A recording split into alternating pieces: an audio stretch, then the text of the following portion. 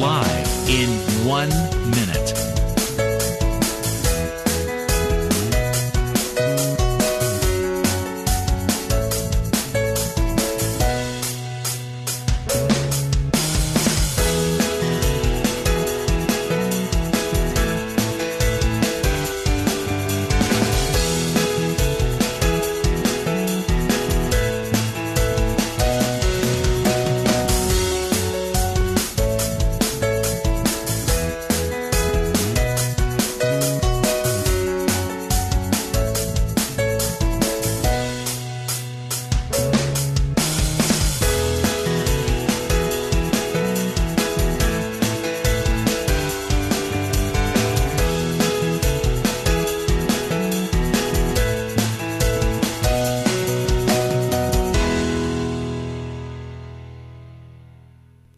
Welcome to Lynn Cullen Live at pghcitypaper.com. Email your questions and comments to Lynn at pghcitypaper.com. Yeah, why don't you do that, okay? Hello, how you doing? It is a Tuesday in March, although it feels like February, and my sister's joining us from St. Louis, where I know it's slightly warmer because I checked a map. Hi, Suze. Hi, but not much. Yeah, well, yeah, we can't get out of the 30s. No, and we get colder tomorrow. Unbelievable. Well, you know, I got to tell you, I preferred it to having spring in February. I did. Well, that's true. I mean, it's better for our trees. Everything's happier because it's getting a real winter and a rest period. It's better. Yeah, but that doesn't take into consideration the fact that my daffodils are essentially up. Well, yeah, that's okay. They're hardy. All right. Okay, so I ain't going to worry about it then. So, you're not still watching Dancing with the Stars, are you? I have to say, I did not catch it last night. I caught my son, your nephew, was clicking through, and there it was all of a sudden. I said, "Oh, Dancing with the Stars! Stop right there!" And he looked like he was going to sigh. Yeah. And they said, coming up, Jacoby Jones. And I knew that name, but I couldn't. I said, Sam, do you know who Jacoby Jones is? Yeah, he says, wandering away because he didn't want to have anything to do with it. And I said to his back, Who is Jacoby Jones? What is he? Who's Jacoby Jones? No reaction. Sam, the football pass. Yeah. Sam, what is he doing? He would not answer me. He would not answer. He just looked so annoyed. And then he turns to me. Here's his answer to who's Jacoby Jones or what is he. Sam turns to me and says, "Don't you have a phone?" No. No. Yes! Yes! Well, I hate to tell you the tirade that ensued. Don't you have a phone? I said, now, to some that would seem a non sequitur, but I know what you're saying. You're telling me to Google it when you're right here and probably know the answer. And so that brought to light, you didn't happen to see this thing in the New York Times the other day, some guy, and it created a huge stir. One of their reporters wrote an opinion piece about how there's an entire generation now, my sons, who think it's rude. They think it's rude to ask them a question that you can readily know the answer to on your own without bothering them. So if you ask one of these young people, how do I get there? They don't want to tell you. They think that's incredibly rude. Then, of course, you Google it. Well, I think it's ungenerous of people not to be willing to share information. Exactly right. I said, what are you talking about? I mean, I just cannot believe it. It was like we were looking at, and, I said, look, this is and I started writing. He said, what are you doing? I said, I'm writing this down because I have to talk about this. This is exactly what I was talking about the other day. I said, it's extraordinary generational divide, but it suggests, Susan, that in another generation, small talk won't exist. I mean, or anything. I mean, you won't turn to somebody and say, what time is it? Or you won't turn to somebody and say anything, any little question, that there won't be that interaction. I know. We were talking about this at dinner the other night with some friends, because somebody did look up an answer to something, and we thought, we could have had a good hour's worth of conversation debating who was right. Exactly. And I said it just takes away all this sort of interaction that we were used to, because I don't think getting the answer to the question is always really what you really want. You want conversation. You want conversation. You also want thinking. You want critical thinking, taking facts that stringing them together and reaching a conclusion. Whether it's correct or not, one could always check later, but it's fun to try and figure out, if you can figure out an answer, that which you call bullshitting. Yes, exactly. But it's not bullshitting, it's thinking. Right. But that the answer to who's Jacoby Jones is, don't you have a phone, is amazing. Amazing. And I told him in our house that's not the right answer ever. If I'm asking you something, tell me, if you know. But I'm serious. This is, in his cohort, you would never have asked that question, I guess. No, you would have just looked it up. Well, wasn't he interested in seeing him dance? No. He didn't want to watch Dancing with the Stars. But so anyway, I watched him. He was the last one. That's the only one I saw. He was the last one. And he's very good. He's another one of these receivers. He's a Ravens receiver, just won a Super Bowl, and now he's on Dancing with the Stars. And he just had knee surgery, so he hadn't rehearsed, I read this morning. That is true. He'd had knee surgery. He only had 1 week to learn the dance and rehearse, and he's obviously not in his best shape. And no, he's got the personality. He's got the everything. He's gonna be very good. So that's who Jacoby Jones is.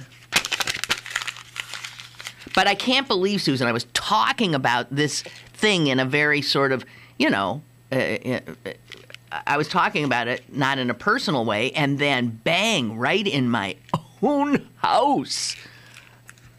Don't you have a phone? He's a product of that generation.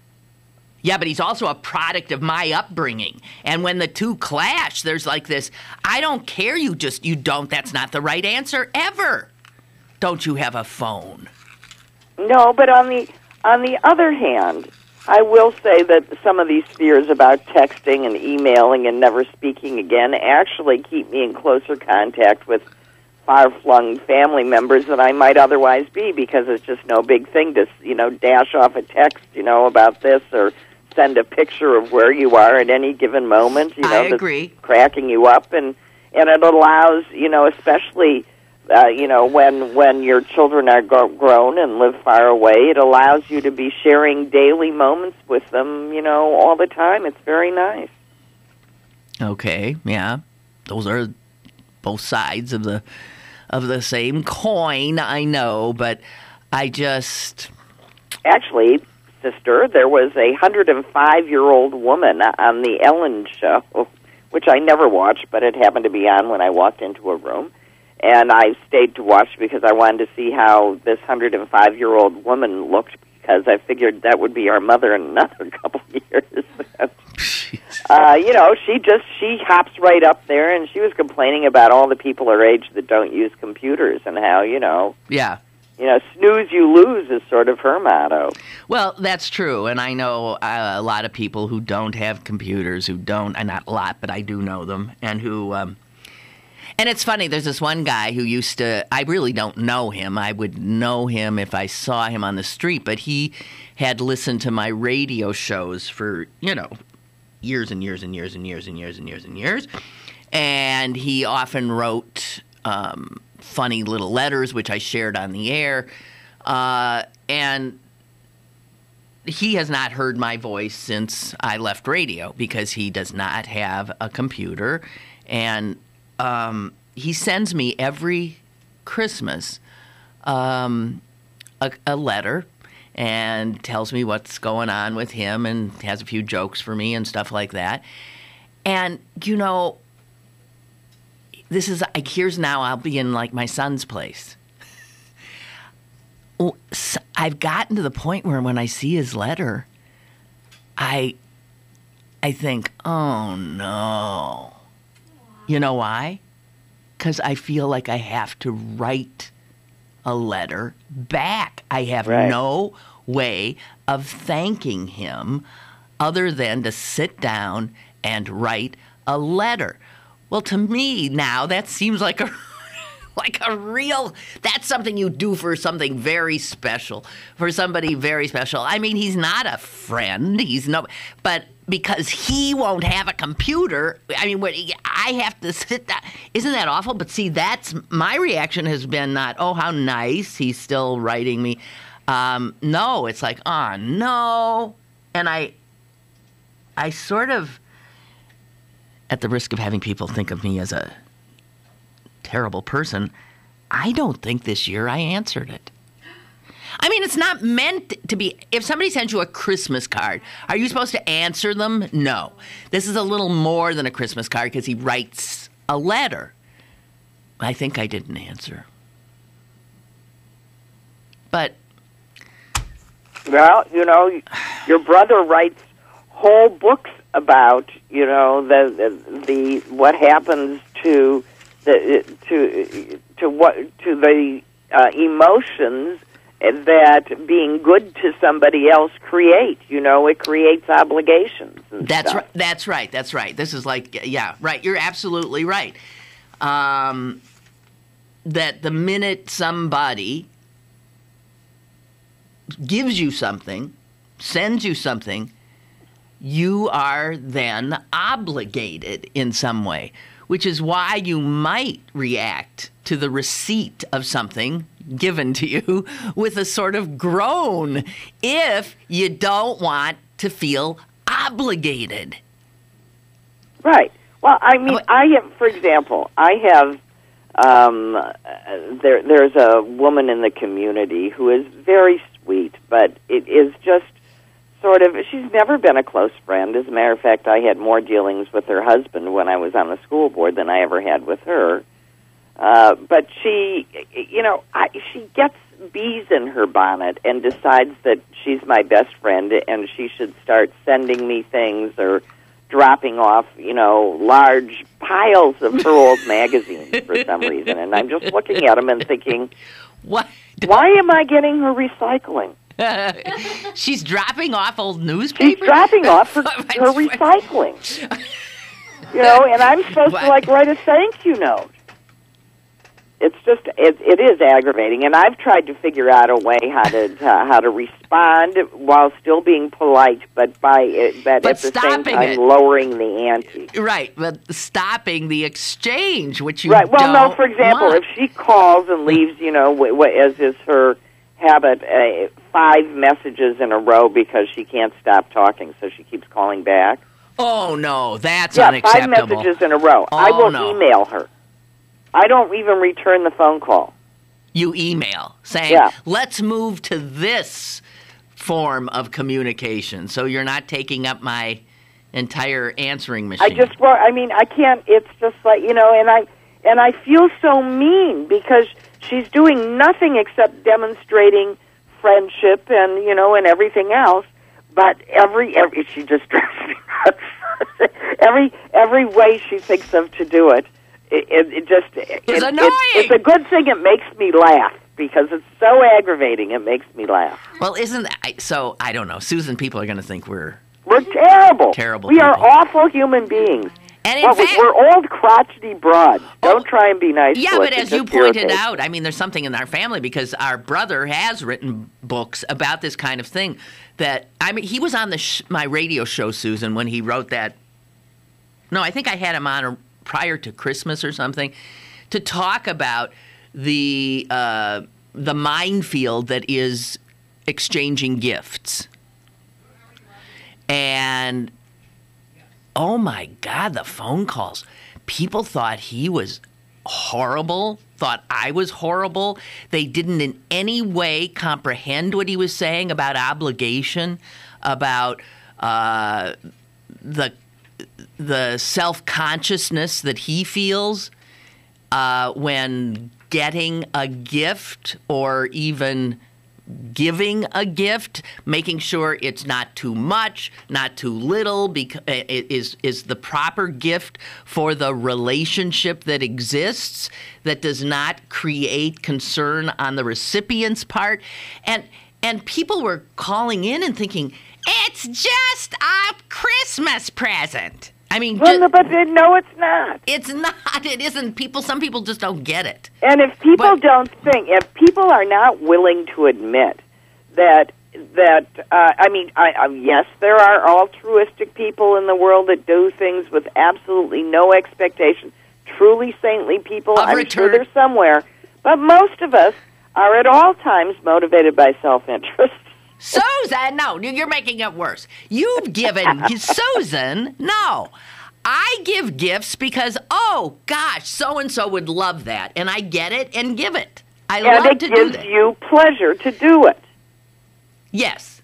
That's what I'm saying. So I'm saying it gives you great pleasure to do it.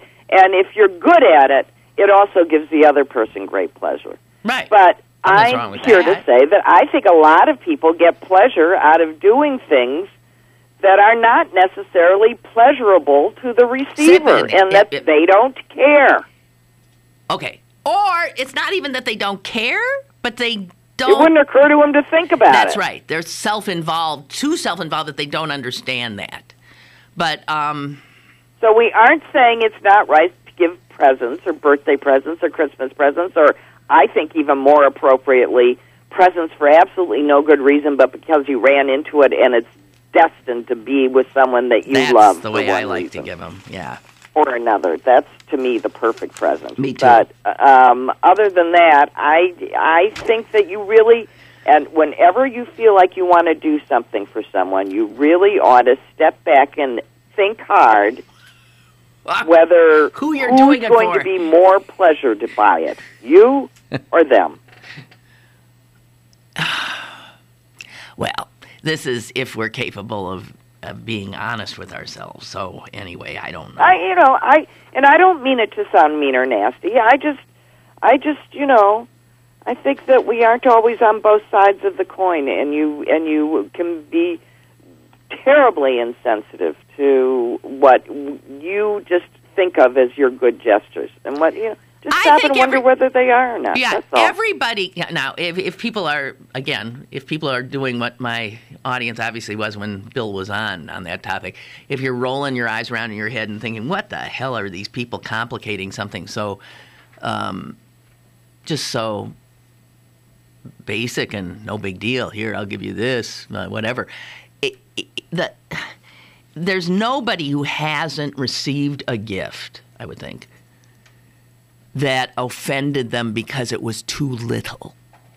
Wasn't enough of what was expected given the relationship, or given where you gave somebody something huge and they give you what looks like a regift, or on the other hand, I would think everybody has been on the receiving end of a gift that is just too much.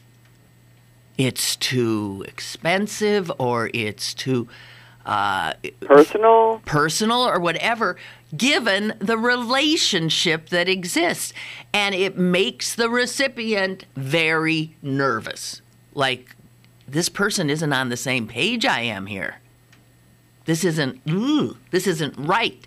And this is why, I just don't understand that people can't see that. The people can't get it. That it's sometimes fraught. the response to a gift given to you is, what do they want? Yeah, what is this? What What do is they think? expected of me Or now? what do they think this relationship is? That they would do this and give it to me. Well, so all of these things. So from simply asking a simple question of your son, which in today's Is that what we started? culture, it turns out to be a rude question, to, the thoughtless, and I mean this in the loveliest possible sense, giving of a gift. Yes. You have to be really careful. All of these things are culturally interpreted. That's right.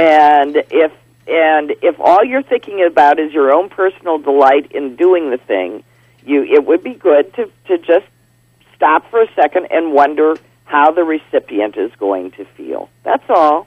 If you might go ahead and say, "I don't love it. I don't care. Here we go." Or I don't care how they feel about it. They can do what they will with it after. It won't hurt my feelings one way or the other. It just gives me pleasure to do it. Yeah. That's fine. Okay, but the fact is we don't need to make everybody as neurotic as we are. Yeah, we're pretty neurotic. I mean, it's a level of consciousness, self-consciousness, but also empathy is what we're talking about, too, putting yourself on the other side of the transaction. I'm really talking more about empathy. Well, about remembering that there's two people to the transaction, and you have to make sure that while you think you're thinking about the person on the other side, you actually are. So people can roll their eyes all they want. What I'm actually saying is think more about the other guy than you do about yourself. If you can. That would be a nice gift. Well, if you can. Okay, that was odd. What got us on that, really? Sam. Well, I'm going to kill the kid. You know what? I've just decided when he asks the next question he asks me, I'm going to say, look it up. Don't you have a phone? That's what I'm going to say. That's what I'm going to say. Won't that be good? Huh? Huh? Huh? And let the generational warfare commence. So, Susan. Yes. Have you seen the newest power couple of all power couples? Oh, yes. The guy that's involved with the blonde woman that looks just like the former wife that he cheated on. The guy? You mean Tiger Woods? Yeah, Tiger Woods and Vonn, whatever her name is. Leslie Vonn, the skier. Who? Lindsay. All right, Lindsay. Leslie, Lindsay, what difference does it make? Lindsey Vonn. They're a beautiful couple. He likes blondes, okay? Anyway, listen to this. I thought this was funny. This is the sports section of the New York Times today, with eerily similar announcements to a combined Facebook and Twitter audience of nearly 6.5 million people. Tiger Woods and Lindsey Vonn confirmed Monday that, yes, they are dating. And then asked for privacy because they want to live, in Woods' words, as an ordinary couple. The New York Times next sentence says, good luck with that. You announced to your 7 million Twitter and Facebook followers that you're dating and you would like to just be an ordinary couple.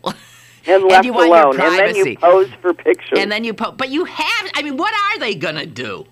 They're stuck now. And this Time says this relationship will be a magnet for ceaseless news media attention, and it's going to be something. Between them, they have 14 major golf championships, 76 PGA Tour victories, 2 Olympic medals, and 4 overall World Cup titles. And they're real pretty. Well, I'm glad Tiger's They do look good together. They look gorgeous. There's a gorgeous couple. I'm glad that Tiger has found a new blonde. I am. Tiger had his addiction like everybody else does. And yeah. And as long as he didn't go to Dr. Drew, maybe he's got a chance. Ansel writes, in this day of excessive information sharing, you mean to tell me your son refused to share information with you? Yes, I am. Access to his brain's information is much faster than Googling a question. That's correct. Kids that age are more than willing to put their entire life on Facebook, but they aren't willing to share a thought verbally. In my son's defense in that regard, let me say... He doesn't do that either. He does not do that either. Sam is a sphinx.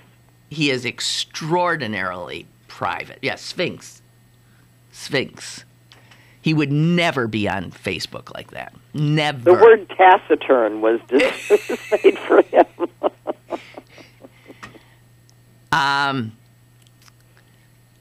And Ansel writes, I wrote to you last week about Verizon refusing to activate my daughter's voicemail. Oh, that's right. He's Susan. When we were talking about this last time, it turns out that kids Sam's age and Ansel's daughter's age do not listen to voicemail. They think voicemail it's the way of they don't.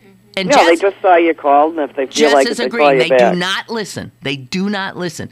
And Ansel was paying for her Verizon's, her cell phone, and she said she wasn't. I can't quite remember. Anyway, he tried to activate her voicemail account when she wouldn't because he wanted to be able to use it, and he was paying. And Verizon told him, "You can't activate her account. It's her account, even if you are paying." So Ansel says, what will it be like when our children are grandparents? That's what I said to my son last night. Will they text their grandchildren? No, one can only imagine what they'll do. And will the grandchildren say, oh, look, Grandpa Sam is texting me. How quaint. No, it won't even be that. I'm sure voicemail will be dead by then, right? Oh, that's right. By the time they are grandparents, a cell phone chip will be implanted in everyone's brain. Yeah, something like that. But I told Sam, what goes around comes around with this one, buddy boy. Don't worry. You'll be on my end. I curse you with children. Yes! I curse you with children. Yeah. Who's Jacoby Jones? Here's the other question. Who cares? I have to take a break. Now, Susan, everyone thinks you're a jerk, I'm a jerk, and my son's a jerk. We're actually very nice people, always thinking of others. Indeed. We are. We think and we think and we think and we think, and that's a sure sign of a neurotic. We ruminate. Ruminate. You know that lovely Rodin sculpture, The Thinker? That guy was on more antidepressants than you can even imagine. Yeah, he was just holding up his head. That's right. He was really like, oi, oi. Okay, we got to take a break. We will be right back. More is on the way with Lynn Cullen Live. This is the sound of a flat-screen television hurled off a building. Now the new bike your kid wants. These are the things you could have, all cast into oblivion. Because when you throw away money on wasted electricity, you throw away everything you could have bought with it. Use Energy Star light bulbs and appliances, and you could save hundreds of dollars a year. Saving energy saves you money. Learn more at EnergySavers.gov. Brought to you by the U.S. Department of Energy and the Ad Council. Go to bergbargains.com for great deals on museums, shows, and meals from your favorite local restaurants. This week only, get discounts up to 50% for the Jerome Bettis Grill. Supplies are limited. bergbargains.com, Pittsburgh's best bargains. bergbargains.com. You're listening to Lynn Cullen Live at pghcitypaper.com. Once again, here's Lynn Cullen. All right, well, Susan, there's many things happening in the world, and I think we should get a little more, whatever. Yes, ma'am. Okay, so you live in godforsaken misery.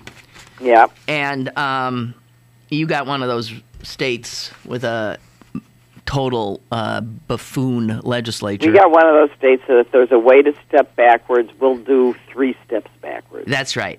Well, so Missouri, as I'm sure some of you know, passed a bill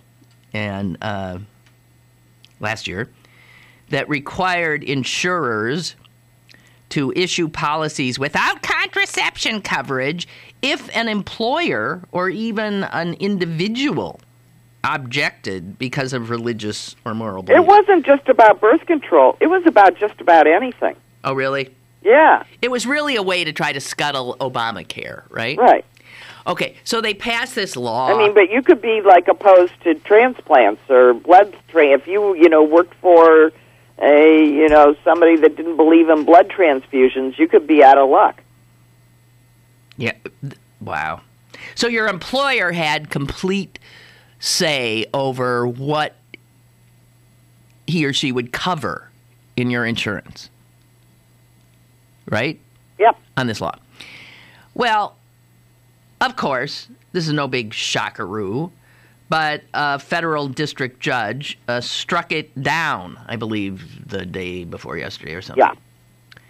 And the federal judge, in striking down this latest bunch of stupidity from the Missouri legislature, in so doing, she cited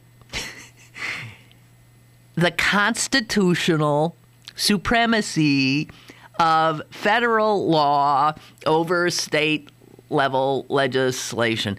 I mean, it's like basic stuff. It's like we used to learn it in civics class in 6th grade, I think. Yeah.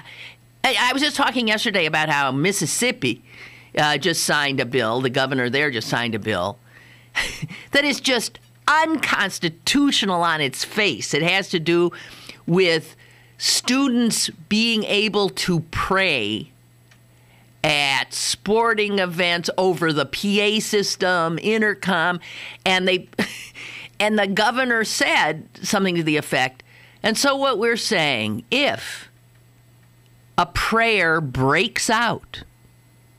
Have you ever heard that term? A prayer... Oh, prayer breaks out. We won't stop it. Right. We have nothing to do with it. That is spontaneous First Amendment speech. If a prayer breaks out at a football game. Yeah, but a prayer breaking out at a football game is not led by someone on on a loudspeaker. I guess a prayer could break out with a guy who happens to have a bullhorn in front of his mouth. I don't know. No. Well, so but that was just signed in Mississippi. Same kind of a thing. Why? The same as the Arizona voting law. Yeah, but why do these people waste taxpayer dollars, time, doing things that they know are against the law and can't go anywhere when they could be doing something that would actually benefit their constituents' lives in some manner? I mean, it's this. Oh, it's theater then. It's showboating. It's I don't know. Yeah, but I mean that is the argument that's going on in the Supreme Court right now with the Arizona voting law, and Arizona's saying, "Oh no, we take the federal voting, restrictions into consideration. We just go further." Well, they aren't allowed to do that. Yeah. They simply aren't allowed to do that. You aren't allowed to look at the federal guidelines, as one of the attorneys said, and then throw them in the waste paper basket. That's not how you apply them. In Arizona, they have cases of people that are totally qualified legally to vote, and they reject them 3 and 4 times. Sending them another form. No, you didn't do this right. No, you didn't do that right. No, you didn't do this right. How is that any different than the way they used to keep black people from voting? It isn't. It's not at all. From poll taxes. And what they're saying, and then, so their defense to that is, but we keep as many white people from voting as minorities. And they still don't get it. You aren't allowed to keep anyone from voting. Oh, God help us. Paul writes, I think that to say that people don't listen or communicate by computer is a little simplistic. Did we say that? No. Well, We got a caller. Wait a minute. We'll come back to Paul. Paul's not gone. Wrong number. Nearly anyone can pick up an old computer for a song or even for free, but for many, the monthly internet service can be a real burden. That's true. Yeah, they can also go to a public library. Yeah, that's true. Hang on. Caller, hello. Hello. Hello, how are you doing today? Hi. I hope you didn't talk about this. I just tuned in and I didn't watch. No, we haven't talked about any. Yeah, that's okay. We haven't. Have any of you seen the Bible, the show that's on, and the devil looks like Obama? And honest to God, I saw it. I was so pissed off when I saw that, and I can't believe whoever made the show wasn't thinking that they were going to make him look like Obama. The guy looks like Obama. You'd have to see it. It's been on the internet. I saw a picture of it, and you're right, he does. He looks like Obama. We agree. So what he's talking about, the caller's talking about this critically panned series that a History Channel is running called The Bible. And the guy in it who plays the devil looks like Barack Obama. Does. I didn't see him moving or talking. I saw a still picture of this guy. And the face, his eyes, his ears, it's enough Obama-like that anyone could, you wouldn't be out in left field to say, good God, the devil looks like Barack Obama. Now, the producers of the show, this is the same guy who produced Survivor. What's his name? Burnett. Yeah. He says he's hotly denying it, and who knows? Well, but why is the devil of African descent? That's another thing. How come the devil is a black man? Mary's his wife. It's not like, it's the producer's wife. So it's not like he clearly didn't have some hand in this casting. No, Jess just saw it. She hadn't seen. Do you believe that? How much that looks like Barack Obama? Yeah. Okay, Jess just saw it. Her mouth dropped open. Yeah. So. Yeah, it's no accident. The devil's a black man.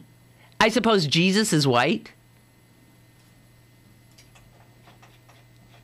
I suppose Jesus is lily white. I have no idea. I have to say that this isn't my part of the Bible, so I didn't think I was going to watch it. Well, I wasn't going to watch it anyway.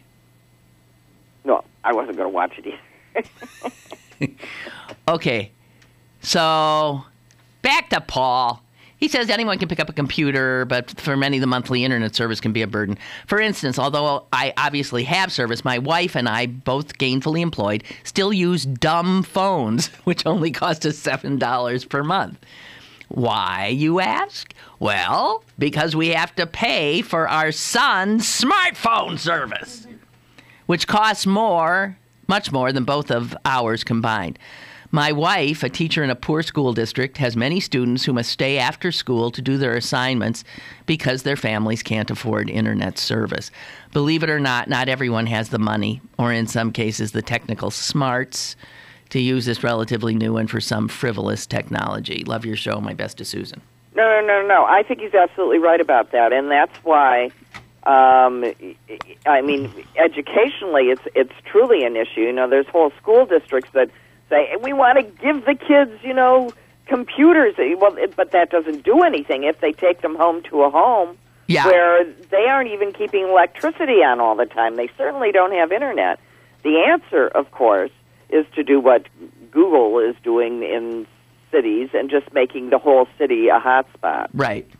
And I do think that in terms of democracy, that is, and I know we don't like this word big government, but I do think that we are in a place now where access to internet is a civil right. It has to, because it's such a terrible disadvantage.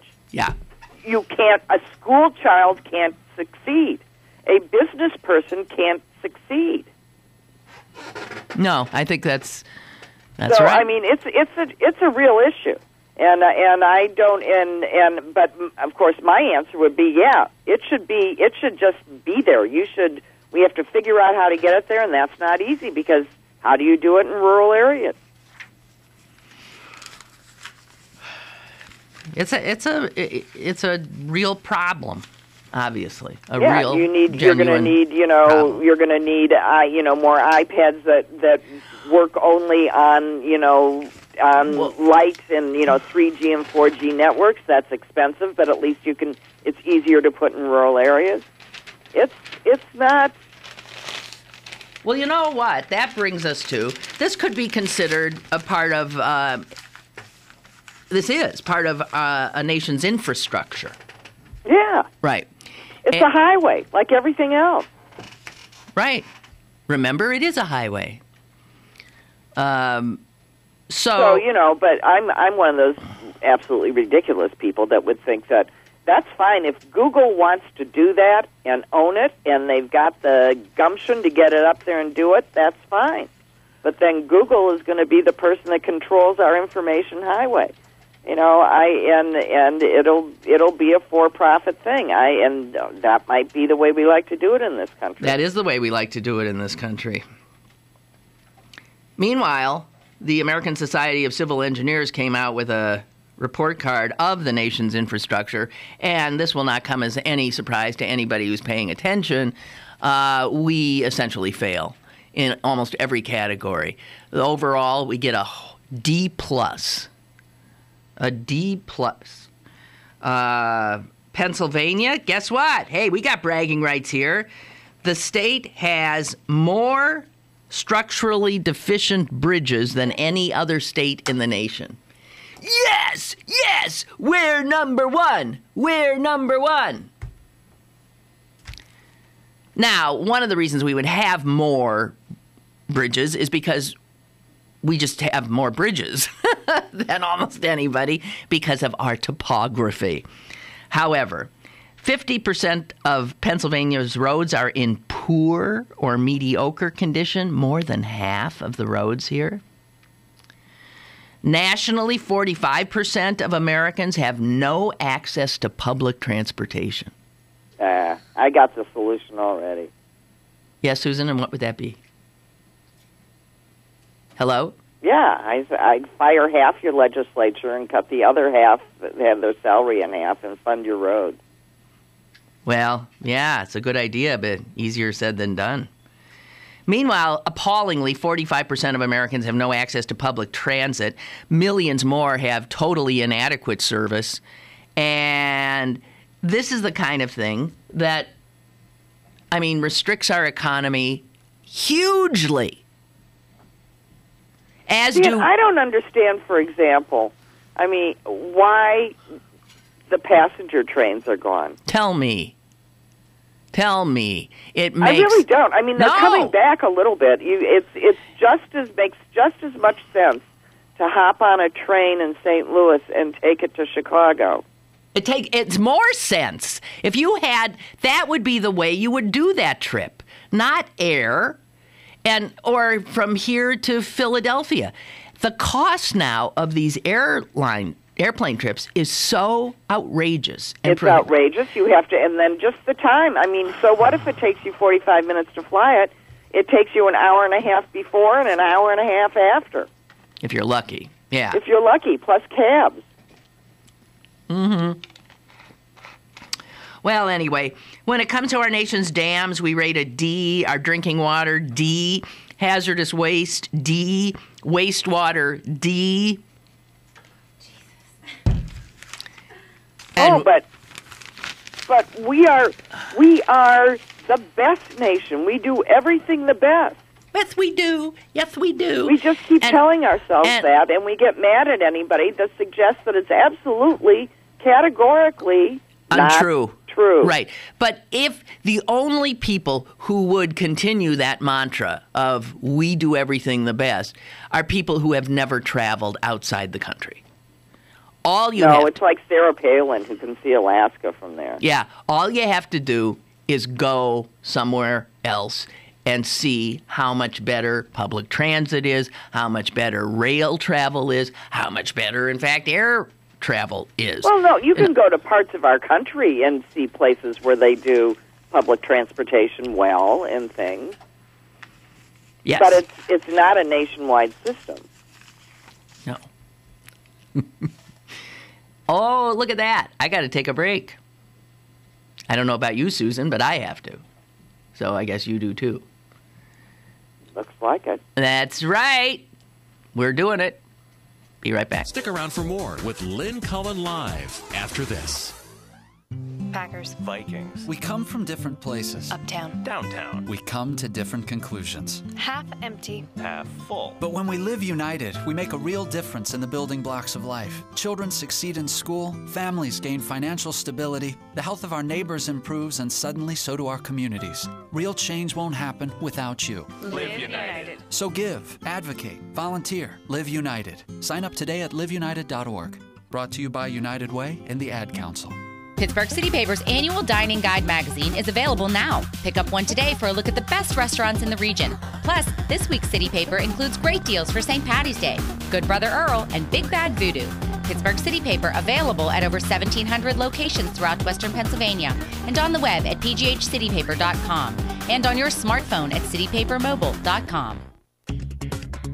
Now, it's back to Lynn Cullen Live at pghcitypaper.com. All righty, here we are. Susan, you inadvertently provided a great segue for something I wanted to talk about. And you said that in this country, when it comes to basic structure or infrastructure or utilities and such, that we prefer the private model rather than a governmental model. Right? Right. Right.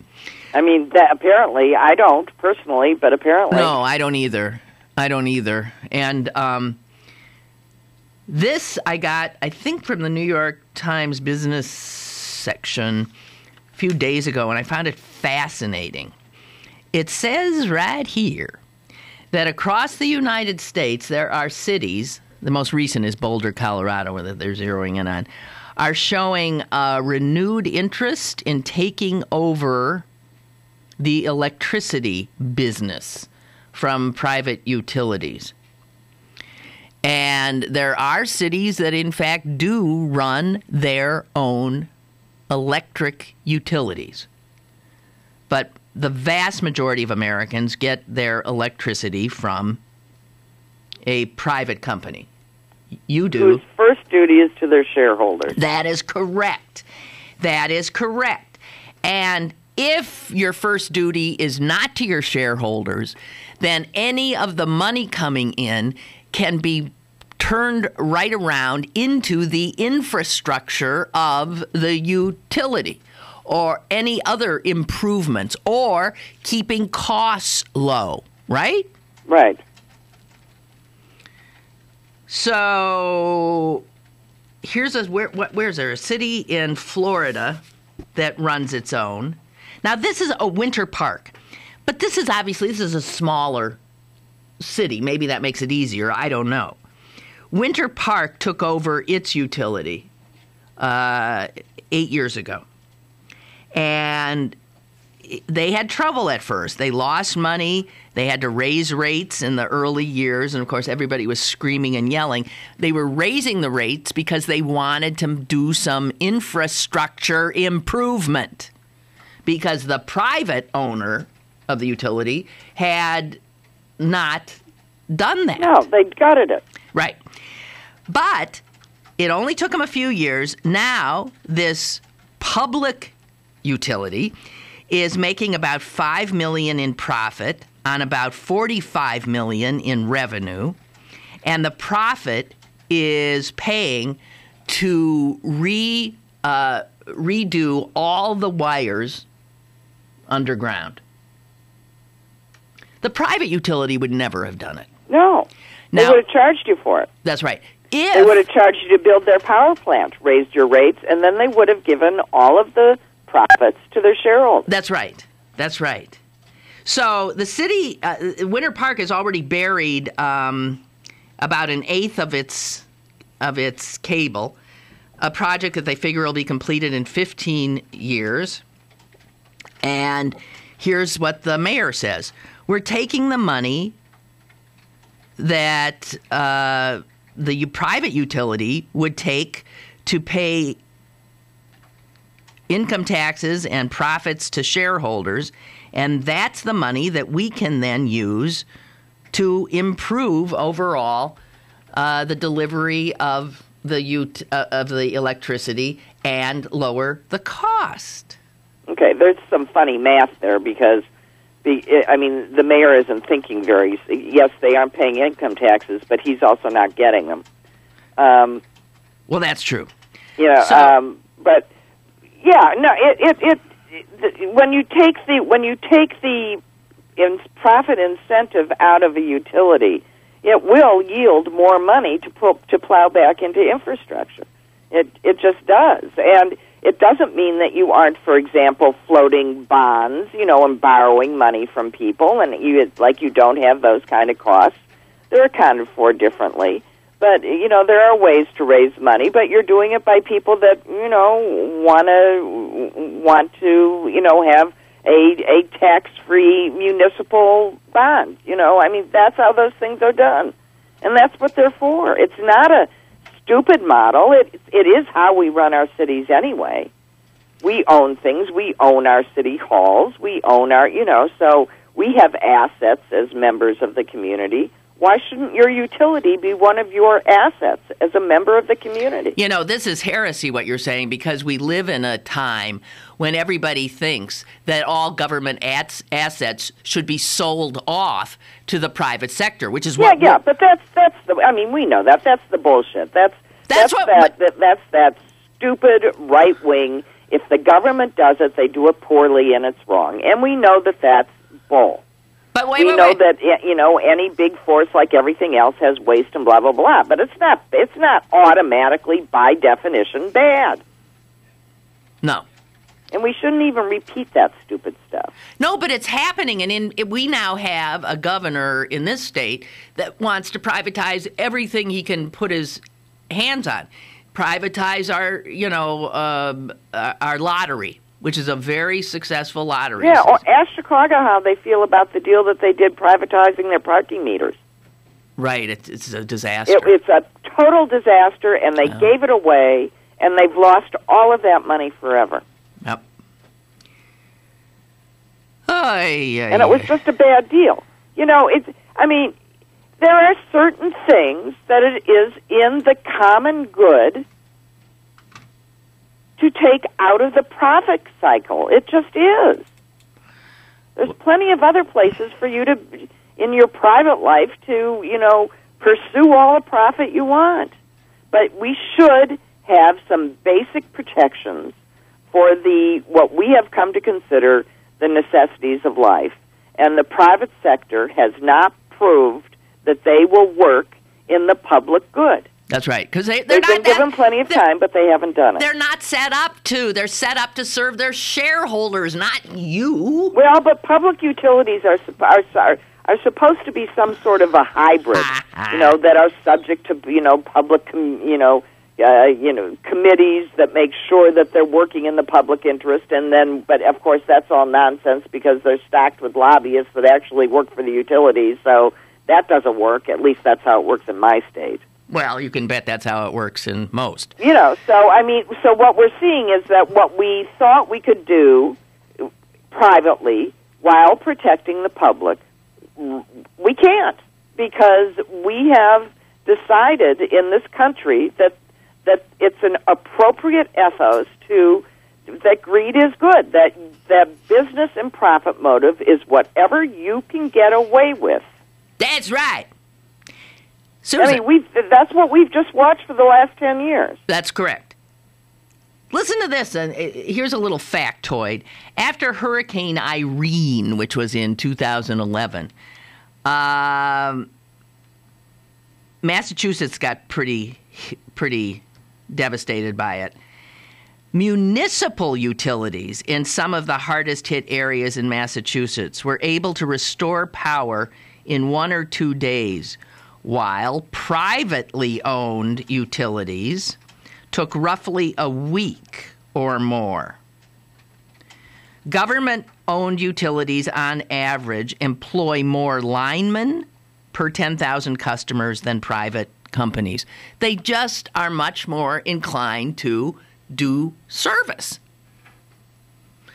Now, it does not always the case, because stop and think, after Hurricane Sandy, one of the places that was really devastated, Long Island, they have a private utility. Do you remember that, Long Island?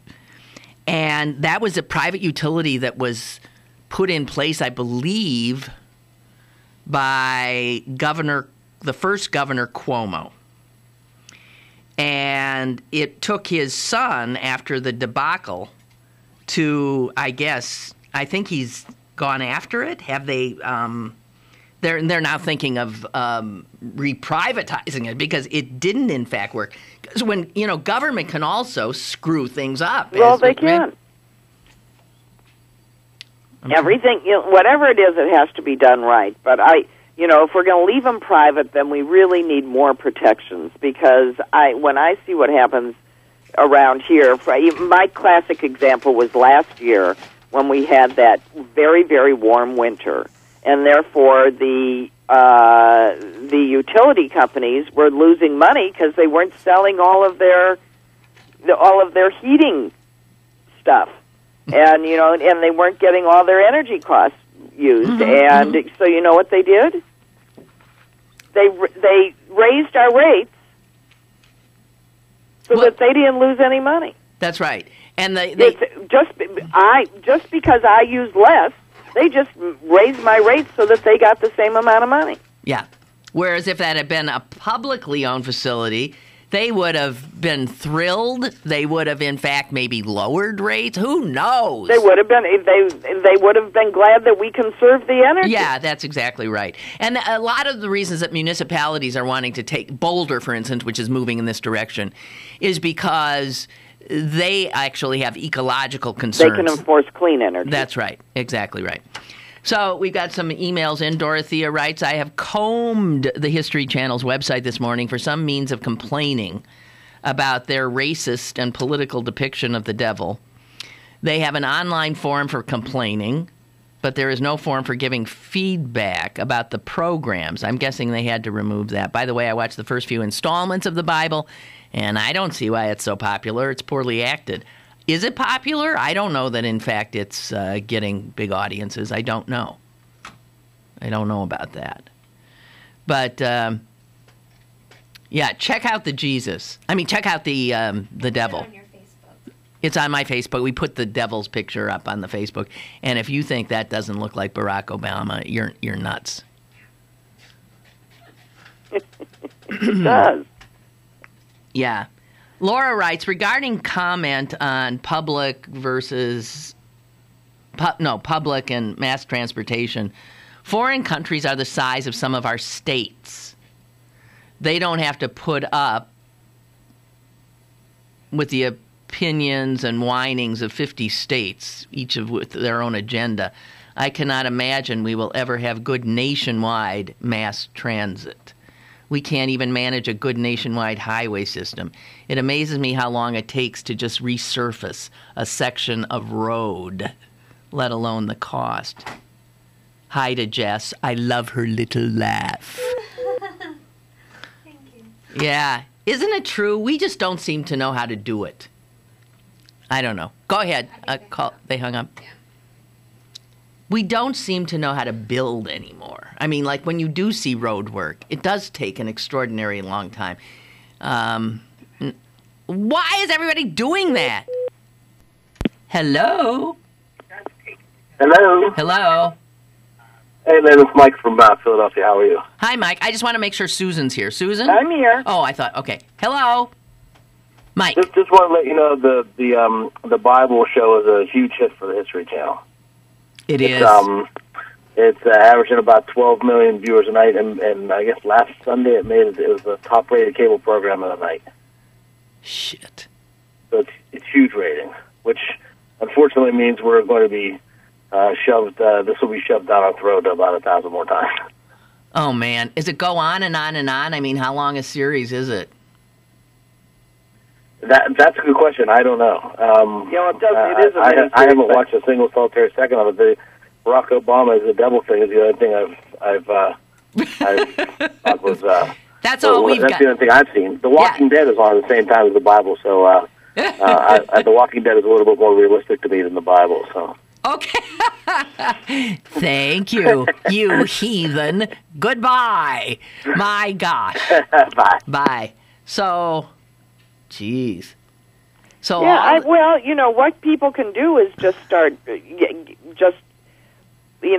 flood all the social media with complaints. They'll hear it, and that's how it picks up steam anyway. Well, they're hearing it already, and they're denying that there was any intent. Well, the answer is really, we got eyes. Now, I'm wondering if, when the devil moves and talks, he looks less like that one still picture everybody's looking at. But, man, that still picture looks like Barack Obama. Absolutely. It does. And as to the question posed yesterday about why woodpeckers do not get brain damage, I have an entire thing here, and it's more than you'd ever want to know. But there's a lot of reasons why. I mean, their skulls are built to absorb shock. I was thinking, Susan, there's something in the woodpecker. If we could figure out how to make football helmets like woodpecker skulls, we'd be in good shape. Yeah, because clearly they can withstand a contra coup effect. Yeah. The bone that surrounds their brain is thick and spongy. It's that spongy stuff, yeah. And they got stuff like mesh for support. The spongy bone is unevenly distributed and occurs mostly around the forehead and back of the skull, where, in fact, yes, it would act as a shock absorber. Their beaks are done in a way to prevent trauma as well. And there's even a behavioral aspect that the Chinese have found that woodpeckers, even though it looks like they're just going back and back and back at the same thing, they're actually varying by a little bit the path of their pecks.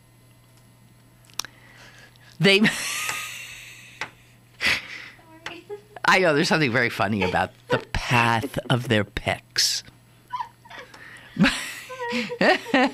By moving their little heads, and their beaks around as they hammer away, they minimize the number of times in a row that their little brains and skulls make contact at the same point. That makes sense. Uh-huh. I watch them all the time. I have them all over my yard, and they're so cute. They're beautiful birds. I don't often see them, but I hear them. I hear them doing their rat-a-tat-a-tat-a-tat-a-tat-a-tat. But it just occurred to me that, geez. Okay, but they were built to take that kind of... yeah. And we were not. We were not. No. Dave writes, I'm not watching the Bible. I read the book, and I thought it was stupid. No, jeez.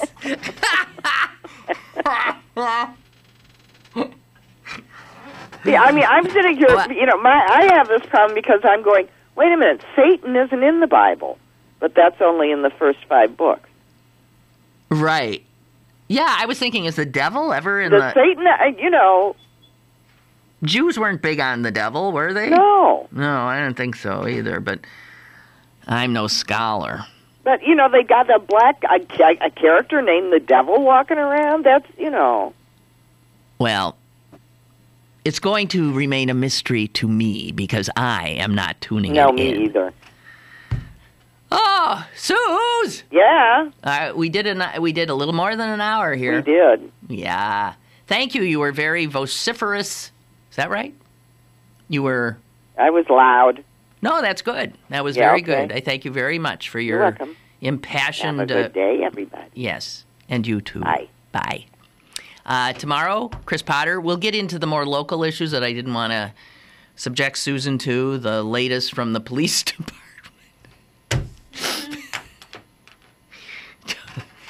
I mean, I'm sorry. I have to stop laughing about it. It's not. No, I mean, I'm not. It's not funny. The latest from the police department. Jeez, beyond belief. I'll tell you.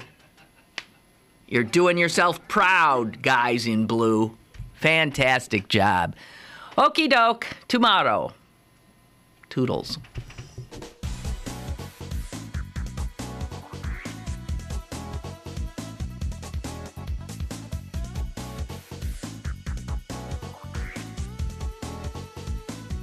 Lynn Cullen Live, Monday through Friday from 10 a.m. to 11 a.m. and archived at pghcitypaper.com. The opinions expressed on Lynn Cullen Live are those of the host and do not necessarily reflect the viewpoints of Pittsburgh City Paper, Steel City Media, and its advertisers.